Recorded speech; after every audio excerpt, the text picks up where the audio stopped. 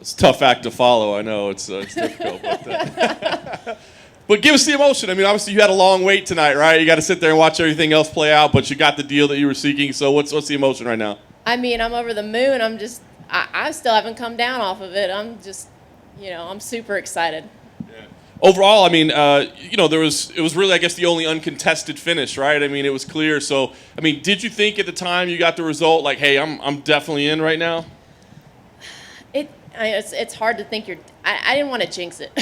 I know that sounds silly, but I was like, okay, I did get the finish, and that's a big, thing for, winning the contract. But I was like, there's still a chance that it just wasn't enough. So I just hoped and prayed. Yeah. Overall, I mean, you were tested a little bit, right? I mean, she did land a couple of big shots. I mean, do you take any pride in that, though? I mean, is that a good thing to show, hey, like I can be pushed and respond to it, or would you always prefer to go out there and dominate?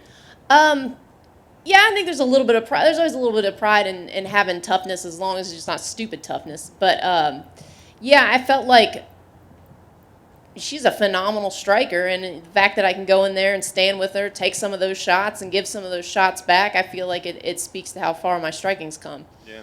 You mentioned your Invicta pedigree and kind of the experience that you got there, kind of at the highest level in the all-women's promotions. I mean, where do you feel like you fit in the UFC right away? Like, does having that much experience mean that you should be viewed as an immediate contender, or do you feel like you start from the bottom and you have to build up? I mean, I feel like I'm a contender, but, I'm willing to prove whatever I have to prove, It's whatever the UFC wants to put in front of me, whoever, I'm ready to fight them. I've been at this, and I've never had a bum. If you go back and look at my record, I've had no bums. I've fought for Invicta. I've had 2 fight of the nights, 1 performance of the night. I've had some tough girls. I've had undefeated girls. This is not my first undefeated girl that I've gone in the cage with and stole an O from. So, I'm ready to keep proving I'm always the underdog, and I keep proving people wrong, and I'm glad to do it.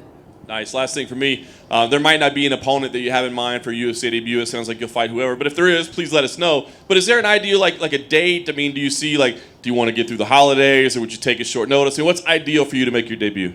I mean, I took this fight short notice, so I think I kind of deserve some holiday time. But,